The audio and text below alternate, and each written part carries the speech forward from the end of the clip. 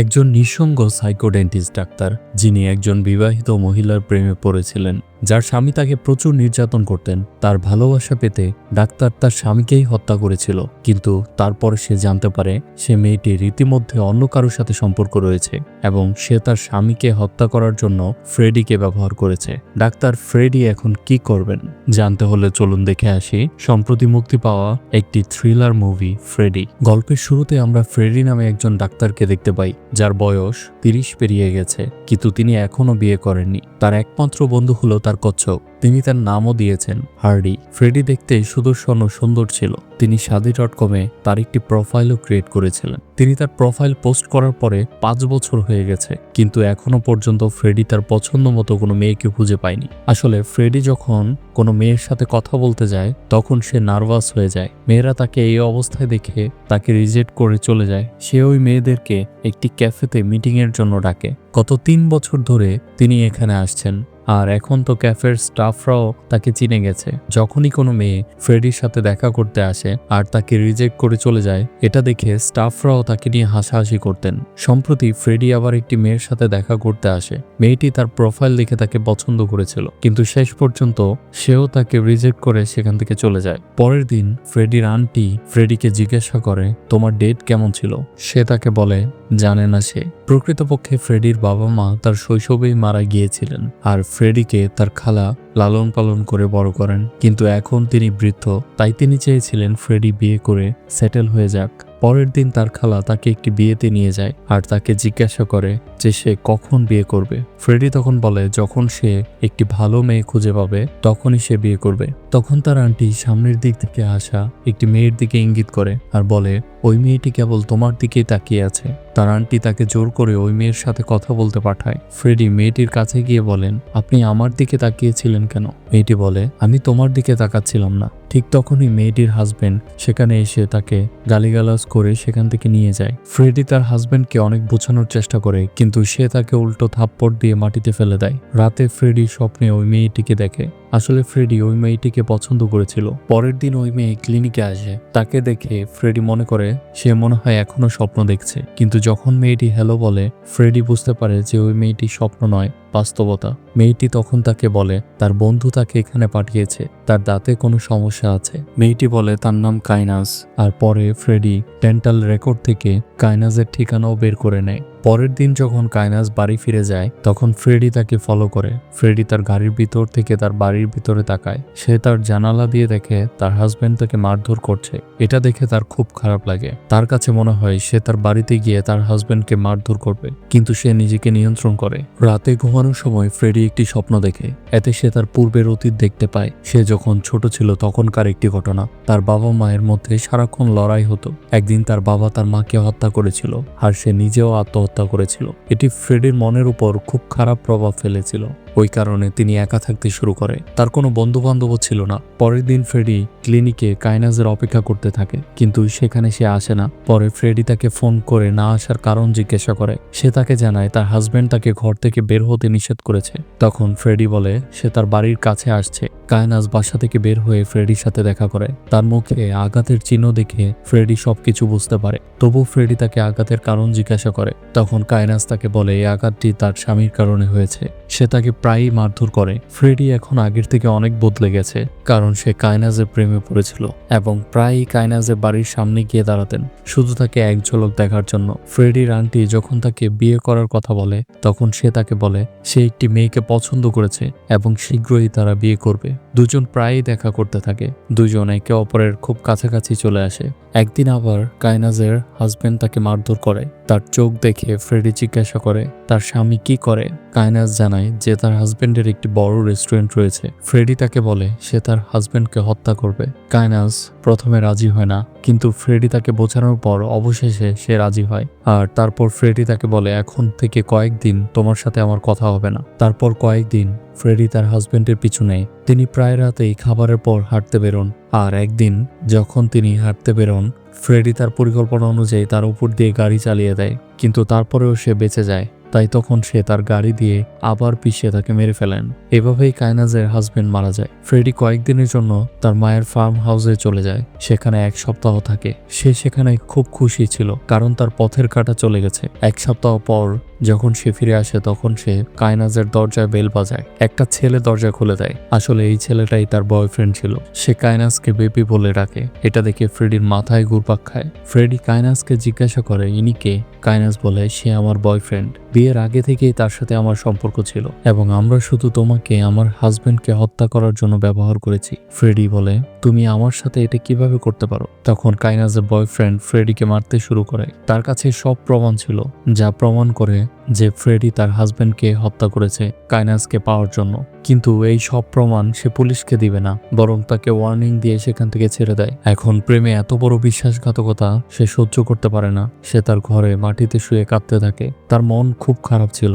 এদিকে কায়নাজের হাজবেন্ড মারা যাওয়ার সাথে সাথে তার রেস্টুরেন্টটি তার নামে হয়ে যায়। আর পরের দিন সেই রেস্টুরেন্টে যায় আর আইসক্রিম অর্ডার করে। যখন তার প্রেমিক তাকে দেখে, দুজনেই ফ্রেডির কাছে এসে জিজ্ঞাসা করে, এখানে কেন এসেছো? ফ্রেডি বলে যে কায়নাজ যদি একবার তাকে সরি বলে সে আর এখানে আসবে না। তখন তার বয়ফ্রেন্ড তাকে ধরে মারধর করে আর বলে, এখানে আরেকবার এলে পুলিশের কাছে দিয়ে দেব। এরপরে ফ্রেডি সেখান থেকে চলে যায়। কিন্তু ফ্রেডি এখন প্রতিশোধ নিতে চায়, তাই এখন সে কায়নাতের মেডিকেল হিস্ট্রি দেখতে শুরু করে। তাতে লেখা ছিল কায়নাজের অ্যালার্জির কিছু সমস্যা রয়েছে। পরের দিন তারা বাড়ির বাইরে গেলে সে ঘরের একটি ডুপ্লিকেট চাবি বানিয়ে নেয়। প্রথমে ফ্রেডি ফ্রিজে রাখা খাবারে ঔষধ মেশায়, তারপর বাথরুমে গিয়ে বডি লোশনে একটি কেমিক্যাল মিশিয়ে দেয়। সে লোশন লাগালেই তার অ্যালার্জি হতে শুরু করবে আর সে তার অ্যালার্জির ওষুধগুলোও গায়েব করে ফেলে। তো রাতে দেখা যায় বেশি ড্রিঙ্কস করার কারণে তারা অজ্ঞান হয়ে সেখানে ঘুমিয়ে পড়ে। তারপর ফ্রেডি তার বাড়ির ভিতরে যায়। সে কায়নাজের মোবাইল থেকে তার ফোনে মেসেজ করে যে আমি তোমার গাড়িটি নিতে চাই। সেই সঙ্গে মোবাইল থেকে তার বিরুদ্ধে থাকা সব ভিডিও ডিলিট করে দেয়। বাইরে যাওয়ার পর সে কায়নাজের গাড়িরও ব্রেক ফেল করে। পরের দিন সকালে কায়নাজ ঘুম থেকে ওঠার সাথে সাথেই আয়নাতে তার অ্যালার্জি দেখতে পায়। দুজনই সঙ্গে সঙ্গে গাড়িতে করে ডাক্তারের কাছে যাওয়া শুরু করে আর গাড়িটি ব্রেক ফেল হওয়ার কারণে তাদের গাড়ির দুর্ঘটনার কবলে পড়ে। পরের দিন তারা রেস্টুরেন্ট থেকে কল পায় যে কেউ ইন্টারনেটে তাদের সম্পর্কে খারাপ রেটিং দিয়েছে, যার কারণে কোনো গ্রাহক রেস্টুরেন্টে আসছে না। তারা সেই রেস্টুরেন্টে ছুটে যায় যেখানে তারা জানতে পারে যে কারো খাবারের সাথে একটি টিকটিকি রয়েছে এবং সে এই ছবিটি ক্লিক করে ইন্টারনেটে পোস্ট করেছে। কায়নাজ যখন সে পোস্টের দিকে তাকায় তখন সে তার নোংরা ছবিও দেখে। ওই ছবিটি তার বয়ফ্রেন্ডের সাথে ছিল। এটা দেখে কায়নাজ তার বয়ফ্রেন্ডের উপর রাগ করতে শুরু করে, কিন্তু তার বয়ফ্রেন্ড বলে সে এটা কখনোই করেনি। এখন তারা ফ্রেডির কথা ভাবতে থাকে। তখন কায়নাজ ম্যানেজারকে ফ্রেডির একটি ছবি দেখায় আর তাকে জিজ্ঞাসা করে এই কাস্টমার কি এই ব্যক্তি কিনা। জবাবে ম্যানেজার তাকে বলে হ্যাঁ, এই লোকটি পোস্ট করেছে। তারপর তারা দুজনেই রেখে ফ্রেডির বাড়িতে যায়। এখানে ফ্রেডি ইতিমধ্যে প্রতিবেশী হিসেবে পুলিশকে ডেকেছিল। এই লোকেরা বাড়িতে ঢোকার সাথে সাথেই তারা ফ্রেডিকে মারতে শুরু করে। তারপর পুলিশও সেখানে চলে আসে। তারা পুলিশকে বলে যে ফ্রেডি তাদের ফলো করছে আর সে তার গাড়ি দিয়ে তার হাজবেন্ডকেও হত্যা করেছে। পুলিশ তাদের কাছে প্রমাণ চায়, কিন্তু তাদের মোবাইলে কোনো ভিডিও ছিল না। পুলিশ তাকে বলে যে সে একজন বিখ্যাত ডাক্তার আর সে এরকম কিছু করতেই পারে না। পুলিশ ফ্রেডিকে জিজ্ঞাসা করে যে সে তাদের বিরুদ্ধে অভিযোগ দায়ের করবে কিনা, কিন্তু ফ্রেডি না করে দেয়। পুলিশ তাদের সতর্ক করার পর তাদের দুজনকে ছেড়ে দেয় আর এখন দুজনেই ফ্রেডির বিরুদ্ধে পরিকল্পনা করা শুরু করে। তারপর আমরা ফ্রেডিকে তার খালার সাথে হাঁটতে দেখি আর সে তাকে তার মায়ের সম্পর্কে জিজ্ঞাসা করে। সে বলে এটা কি সত্য যে মায়ের অন্য কারোর সাথে সম্পর্ক ছিল? তখন তার খালা বলে হ্যাঁ, এটা ঠিকই, তার মায়ের অন্য কারোর সাথে সম্পর্ক ছিল। তিনি তার হাজবেন্ডের কাছ থেকে দূরে সরে যেতে চেয়েছিলেন আর তোমার বাবা বিষয়টি জানতে পেরে তাকে গুলি করে মেরে ফেলেছে। এখন ফ্রেডি যখন তার বাড়িতে আসে সে দেখে তার বাড়ির সমস্ত জিনিসপত্র ছড়িয়ে ছিটিয়ে রয়েছে। তার সামনে একটি বুলেটও পড়ে আছে।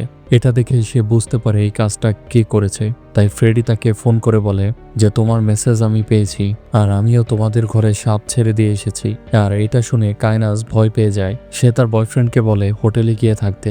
আসলে ফ্রেডি কোনো সাপ ছেড়ে দিয়ে আসেনি, কিন্তু তার কথার কারণে তারা ভয় পেয়ে যায়। তখন কায়নাজের হঠাৎ মনে হয় যে ফ্রেডি তো শুধু বুলেটের কথাই বলেছিল, তার কচ্ছপ সম্পর্কে কিছুই জানায়নি, যার স্যুপ তারা আজকে তৈরি করে খেয়েছিল। তাই সে ফ্রেডিকে আবারও ফোন দেয়। ফোন দিয়ে বলে আজকে আমরা একটি কচ্ছপের স্যুপ পান করেছি, যা খুবই মজার ছিল।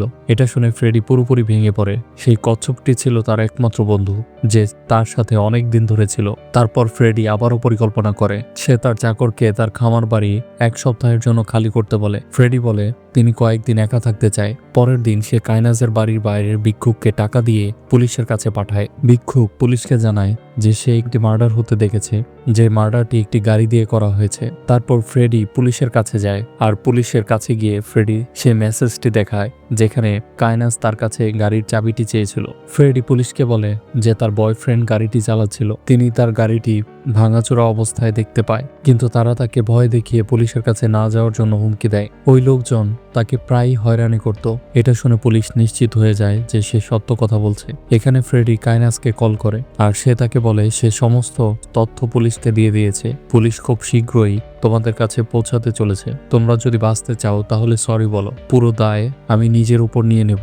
কাইনাজ তখন বলে কোথায় আসতে হবে আমাদের। তখন ফ্রেডি বলে যে সে তার খামার বাড়িতে আছে, আর সেখানে তিনি একা আছে। সে কাইনাজকে তার সাথে একটি বড় খালি সুটকেস আনতে বলে, কারণ তার মায়ের কিছু জিনিসপত্র এখান থেকে নিয়ে যেতে হবে। তখন সে আর তার প্রেমিক ফ্রেডিকে হত্যা করার পরিকল্পনা করতে থাকে, আর বাড়ি থেকে বের হয়ে যায়। তারা যখন খামার বাড়িতে পৌঁছায় তখন সেখানে দেখতে পায় ফ্রেডি তাদের জন্য অপেক্ষা করছে। সে তাদের জন্য ড্রিঙ্কস তৈরি করে। সে সময় তার পিস্তলটি বের করে টেবিলের উপর রাখে, আর সুযোগ বুঝে কাইনাজ পিস্তলটি তুলে নেয় আর ফ্রেডিকে গুলি করে। কিন্তু ওই পিস্তলের মধ্যে কোনো বুলেট ছিল না। ফ্রেডি তাদের দুজনকে অজ্ঞান করে ফেলে, আর যখন তাদের জ্ঞান ফিরে আসে তখন তারা দুজনেই দেখতে পায় তারা একটি চেয়ারের উপর বাঁধা অবস্থায় আছে। তখন সে তাদের বলে যে তোমাদের সময় এসে গেছে। এই কথা শুনে কাইনাজ ভয় পেয়ে যায়। ফ্রেডি বলে তোমরা কি হার্ডিকে জীবিত কেটেছিলে নাকি হত্যা করার পরে? আমি তোমাদের এভাবেই মারবো। ফ্রেডি তাদের অজ্ঞান না করে দুজনের সব দাঁত খুলে ফেলে আর তাদের এক এক করে জীবন্ত কবর দেয়। এখানে পুলিশ কাইনাজের বাড়িতে যায়, আর সিসিটিভিতে দুজনের সুটকেস নিয়ে চলে যেতে দেখে পুলিশ বুঝতে পারে যে তারা দুজনেই পালিয়ে গেছে। শুধুমাত্র ফ্রেডি জানতো ওদের কি হয়েছে। আর এই মুভিটি এভাবে এখানে শেষ হয়ে যায়। তো ভিডিওটি ভালো লাগলে লাইক কমেন্ট করতে ভুলবেন না, আর এরকম কিছু ভালো মুভির এক্সপ্লেনেশন জানতে চ্যানেলটিকে সাবস্ক্রাইব করে পাশে থাকুন। ধন্যবাদ।